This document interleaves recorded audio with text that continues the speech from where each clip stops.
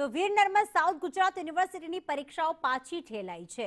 ચૂંટણીના કારણે પરીક્ષાની તારીખમાં ફેરફાર કરવામાં આવ્યો છે। જે પહેલા પરીક્ષા હતી તે 25 થી 28 એપ્રિલની હતી, પરંતુ 26 એપ્રિલે મતદાન છે સ્થાનિક સ્વરાજનું અને 28 એપ્રિલે મતગણતરી છે। એને જ લઈને આ તારીખમાં ફેરફાર કરવામાં આવશે અને આગામી દિવસોમાં નવી તારીખ જાહેર થશે।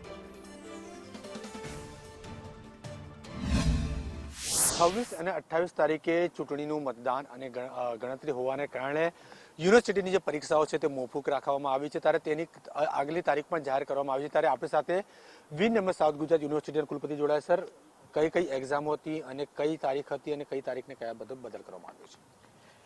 આપણી વીર નર્મદ દક્ષિણ ગુજરાત યુનિવર્સિટીના વિસ્તારમાં 7 જિલ્લાઓ આવેલા છે અને તેના 100 સ્ક્વેર કિલોમીટરની અંદર 300 કરતાં વધારે કોલેજો વિવિધ અભ્યાસક્રમની અને એની અંદર સામાન્ય સંજોગોમાં 1.5 લાખ કરતાં વધારે વિદ્યાર્થીઓ જ્યારે પરીક્ષા આપી રહ્યા છે, ત્યારે આ ચૂંટણીની તારીખ અને મતદાનની તારીખને ધ્યાનમાં રાખીને આ સ્થાનિક સ્વરાજ્યની સંસ્થાઓને ધ્યાનમાં રાખીને અમે 25 એપ્રિલ, 26 એપ્રિલ, 27 એપ્રિલ અને 28 એપ્રિલ આ ચારેય દિવસોની પરીક્ષાઓ જે છે એ સ્થાનિક સ્વરાજ્યની ચૂંટણીને ધ્યાનમાં રાખીને એની નવી તારીખો જે છે એ 29 એપ્રિલથી 12 મે સુધી અલગ અલગ નવી તારીખો જાહેર કરવામાં આવી છે।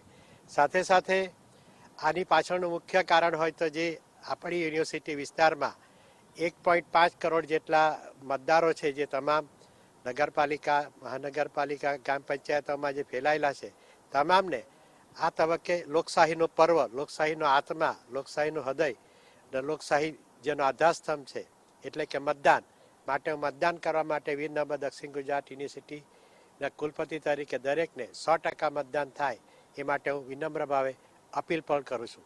બિલકુલથી ડૉક્ટર કુરસુજી ચાવડા હતા, જેઓ આપણી સાથે જોડાયા હતા। જેઓ જણાવ્યું કે જે પ્રકારે 26 થી જે 28 સુધી જે એક્ઝામ હતી તેને ફેરબદલી કરીને હવે 29 થી શરૂ કરીને એક્ઝામ લેવામાં આવશે। તે ઉપરાંત જેટલા બી મતદાતા હોય તેમને પણ તેમણે અપીલ કરી છે, તે સાથે વિદ્યાર્થી વર્ગો કોઈ પણ અપીલ કરી છે કે આ લોકશાહીના પર્વમાં તમે મતદાન કરજો, તેવું તેમના દ્વારા અપીલ કરવામાં આવી છે। કેમેરામેન અજીત